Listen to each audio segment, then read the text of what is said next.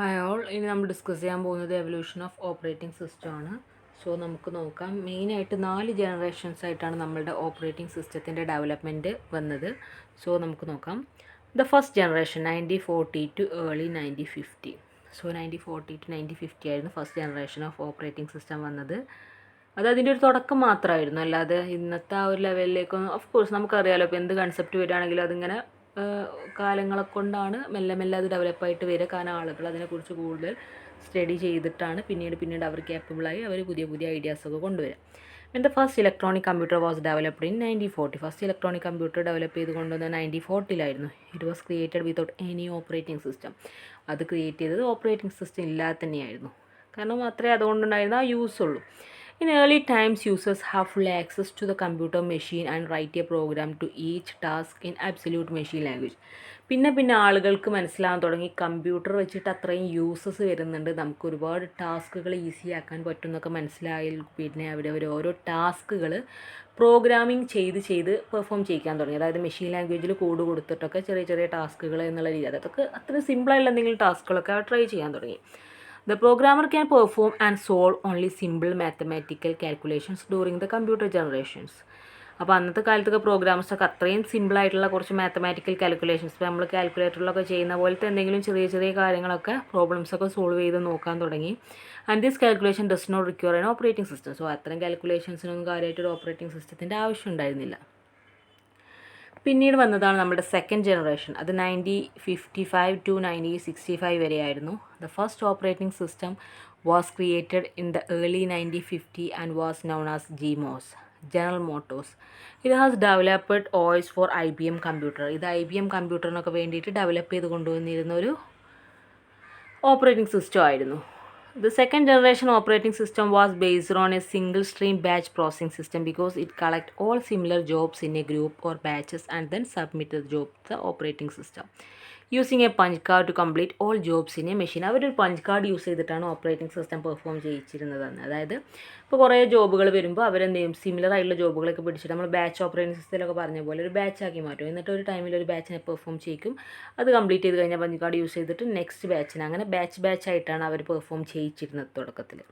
At each completion of jobs either normally or abnormally, ഏതെങ്കിലും എല്ലാ ജോബുകളും complete ചെയ്ത് കഴിഞ്ഞാൽ ചിലത് കറക്റ്റ് ആയിരിക്കാം, ചിലത് ഇൻകറക്റ്റ് ആയിരിക്കും. അങ്ങനെ സ്റ്റാർട്ടിങ്ങിലൊക്കെ ആകുമ്പോൾ അങ്ങനെയൊക്കെയുള്ള സാധ്യതകൾ വളരെ കൂടുതലാണ്. Control transfer to the operating system that is clean after completing one job and then continues to read and initiate next job in a punch card. അപ്പോൾ ഒരു ബാച്ച് കഴിഞ്ഞാൽ പിന്നെ എന്ത് ചെയ്യും, അവരത് സ്റ്റോപ്പ് ചെയ്തിട്ട് നെക്സ്റ്റ് ബാച്ച് സ്റ്റാർട്ട് ചെയ്യും, അത് പെർഫോം ചെയ്യും പഞ്ച് കാർഡ് യൂസ് ചെയ്തിട്ട്. After that new machines were called main frames which were very big and used by professional operators. അതിനുശേഷം പിന്നീട് കമ്പ്യൂട്ടേഴ്സ് കൂടുതൽ ഡെവലപ്പായി വന്നിട്ട് മെയിൻ ഫ്രെയിം കമ്പ്യൂട്ടേഴ്സ് വരെ ഡെവലപ്പ് ചെയ്ത് തുടങ്ങി. പക്ഷേ മെയിൻ ഫ്രെയിം കമ്പ്യൂട്ടേഴ്സ് ആണ് അത്രയും ബിഗ്ഗായിരുന്നു, പ്രൊഫഷണൽ ഓപ്പറേറ്റേഴ്സിന് മാത്രം യൂസ് ചെയ്യാൻ പറ്റുന്ന രീതിയിലായിരുന്നു അന്നത്തെ മെയിൻ ഫ്രെയിം കമ്പ്യൂട്ടേഴ്സ് ഉണ്ടായിരുന്നത്. എങ്കിലും ഇത്തരം ഓപ്പറേറ്റിംഗ് സിസ്റ്റംസൊക്കെ അതിനകത്ത് ആപ്ലിക്കബിൾ ആയിരുന്നു. പിന്നീട് വന്നതാണ് തേർഡ് ജനറേഷൻ. ഇത് 1965 ടു 1980 ആണ്. During the late of 1960s, operating system designers were very capable of developing a new operating system that could simultaneously perform multiple tasks in a single computer program called multi-programming.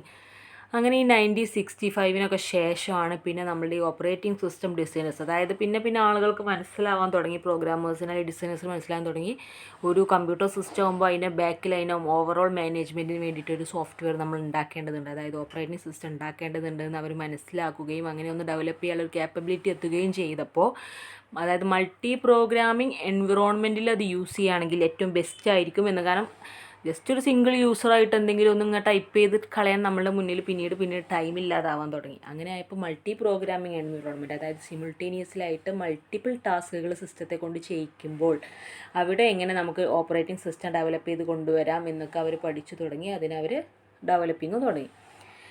The introduction of multi programming plays a very important role in developing operating system. ഇങ്ങനെ ഒരു multi programming environment കൊണ്ടുവരികയായിരുന്നു സത്യം പറഞ്ഞാൽ operating സിസ്റ്റത്തിൻ്റെ ഏറ്റവും വലിയൊരു എന്താ പറയുക, പുതിയ സാധ്യതകൾ തുറന്നു കൊടുത്തത്. കാരണം CPU should be very busy every time by performing different task on a computer at the same time. Multi programming വന്നു കഴിഞ്ഞാൽ സെയിം ടൈമിൽ നമ്മുടെ CPU ഒരുപാട് ടാസ്കുകൾ ചെയ്യേണ്ടി വന്നു. സോ അതിനകത്ത് നമുക്ക് ലോജിക്കലി അവിടെ ഒരു പുതിയൊരു മാനേജർ ആവശ്യം വന്നു. During the third generation, there was a new development of mini computers, phenomenal growth starting in 1961 with the DEC PDP-1. These PDPs led to creation of personal computers in the fourth generation. അതായത് പിന്നീട് ആണ് നമ്മൾ ആദ്യം പറഞ്ഞിരുന്നത് main frame computers ആയിരുന്നു. പിന്നെ ഈ third generation ആയപ്പോഴേക്കും നമ്മളുടെ മിനി കമ്പ്യൂട്ടേഴ്സ് ഏറ്റവും അഡ്വാൻസ്ഡ് ആയിട്ട് വരാൻ തുടങ്ങി. അതായത് കമ്പ്യൂട്ടേഴ്സിൻ്റെ സൈസ് കുറച്ച് കൊണ്ടുവരാൻ തുടങ്ങി. അതോടൊപ്പം തന്നെ അതായത് ഒരേ ടൈമിൽ തന്നെ ഒരുപാട് അഡ്വാൻറ്റേജുകളാണ് ഉണ്ടായത്. അതായത് മൾട്ടി പ്രോഗ്രാമിംഗ് കൊണ്ടുവരാൻ തുടങ്ങി. അതിൻ്റെ കൂടെ തന്നെ മെയിൻ ഫ്രെയിം കമ്പ്യൂട്ടേഴ്സൊക്കെ മിനി കമ്പ്യൂട്ടേഴ്സായി മാറാൻ തുടങ്ങി. അതോടൊപ്പം തന്നെ അത് പിന്നീട് പേഴ്സണലായിട്ട് ഓരോരുത്തർക്ക് പ്രൊഫഷണൽസ് മാത്രം യൂസ് ചെയ്താൽ പോരാ, കമ്പ്യൂട്ടേഴ്സ് ഓരോരുത്തരും പേഴ്സണലായിട്ട് തന്നെ യൂസ് ചെയ്യാം എന്നുള്ള രീതിയിലൊക്കെ കാര്യങ്ങൾ എത്തി തുടങ്ങി. The fourth generation 1980 to present day. The fourth generation of operating system is related to the development of the personal computer. നമ്മൾ പറഞ്ഞു സെക്കൻഡിൽ മെയിൻ ഫ്രെയിം വന്നു, പിന്നെ തേർഡിൽ മിനി കമ്പ്യൂട്ടർ വന്നു, നമ്മുടെ പേഴ്സണൽ കമ്പ്യൂട്ടറിലേക്കുള്ള ഒരു സ്റ്റെപ്പും വെച്ചു. ഫോർത്ത് ജനറേഷൻ ആയപ്പോഴേക്ക് പേഴ്സണൽ കമ്പ്യൂട്ടറിൻ്റെ ഡെവലപ്മെൻറ്റ് കംപ്ലീറ്റ് ആയി. However, the personal computer is very similar to the mini computer that were developed in the third generation. നമ്മൾ തേർഡ് ജനറേഷനകത്ത് ഡെവലപ്പ് ചെയ്ത് കൊണ്ടുവന്ന മിനി കമ്പ്യൂട്ടറായിട്ട് ഒരുപാട് സിമിലറാണ് നമ്മളുടെ personal computer. The cost of a personal computer was very high at that time. പക്ഷേ ആ സമയത്ത് നമ്മുടെ പേഴ്സണൽ കമ്പ്യൂട്ടറിൻ്റെ റേറ്റ് വളരെ കൂടുതലായിരുന്നു.